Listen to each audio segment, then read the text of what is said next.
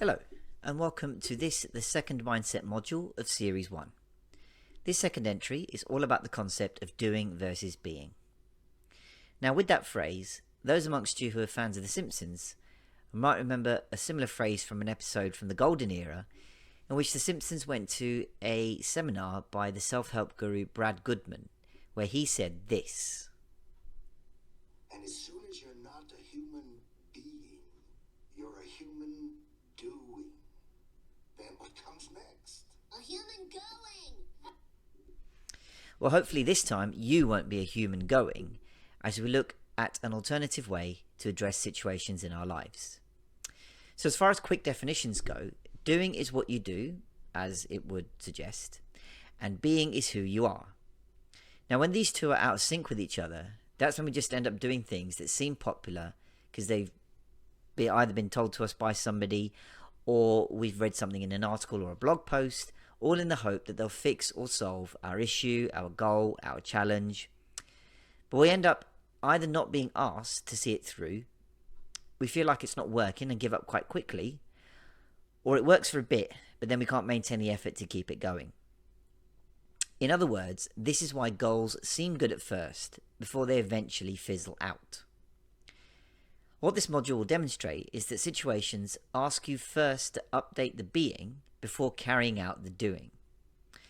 So what follows next is a segment from my course called The Path Builder, which looks at the core components of the mindset transformation work that I do. It goes through an example of doing versus being before going into how we can apply the principle in our situations in our lives. So here's the module, and I'll see you on the other side. So now let's take a look at doing versus being. This is the fallacy of our current approach to goals. So we mentioned in the previous video that we go after goal after goal after goal and get stuck in a cycle and a maze. And now we're going to dig into why your efforts towards any of those goals aren't sticking. So I mentioned doing versus being, so let's just define that for a second. Doing is what you do. I mean, it sounds pretty obvious. It's the actions you take, it's the decisions you make, it's your behaviour, and all the visible manifestations. Being is who you are. It's what's underneath all of the doing. It's your qualities, your thought patterns, your conditioning, the pattern of beliefs that you hold about yourself, your environment, and your worldview. So let's go for an example to illustrate this. So firstly, we start off with our overriding goal, which is I want to be more relaxed and less stressed. So not even something tangible like a new job, a partner, a weight reduction. It's something more feeling based, like I just want to be more relaxed and less stressed. So we have a think and go, right, what can I do to be more relaxed and less stressed? So we think of things like I'll meditate, I'll do yoga, I'll write in my journal. Now, these are all completely acceptable things to be doing. I'm not saying that you shouldn't be doing these. Ultimately, there is no right and wrong answer. But these are just examples of the things we typically think of when we go for a goal like this. So we start off saying, right, I will meditate, I'll do yoga, I'll write my journal, I'll do them every day, and I'll achieve my first goal. So we give that a go. And it has some effect here and there, but again, our efforts taper off. We don't meditate as regularly, we don't wake up all the time for early yoga or whatever it might be. We might miss a day writing into our journal. So we end up getting the sense that you should be doing something more productive. Now at this point, this is where we get stuck. We stick our spade in the ground, we scratch our head going, I'm trying these things, but they're not really working. So what tends to happen is we go back to the previous step and we try to do more of these things or start them again. Oh, okay, I'll definitely meditate from tomorrow. I'll definitely do yoga every day. I'll get up for it. I'll write in my journal every day. I'll make sure I do it. And again, that renewal of effort might yield some benefit, but again, it might taper out.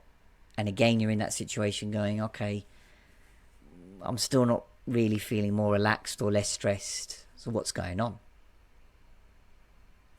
So here's where we can take a look further at what is going on. See, the reason we want to feel more relaxed and less stressed to begin with is that in our lives, through our upbringing, our programming experiences, our observations, we've created a shell that's all about action, struggle, and movement. We see things like hardworking, working all the time, achievement, all those kind of things as good things and acceptable things, and hence we go after them with a lot of effort all the time, so that we ultimately feel like we have to prove ourselves in every situation we face. At the same time, we see people in life achieving a lot without very little perceived effort. So how many times have you gone, fucking hell, it's easy for him or it's easy for her, like they get everything laid on the plate and they got all the luck facing their way.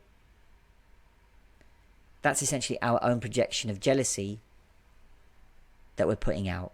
You see, we want to be like them. How many times have you gone, God, I wish I was like them. You know, they've got it easy and I have to put all this effort in. I wish I could just laze around and get everything like they do, etc. What that is saying is that if I actually stop to take a breath and feel how I actually feel, you may start feeling guilty about not working hard. So I'll just rewind that for a second. We've created a shell that's all about action, struggle, and movement.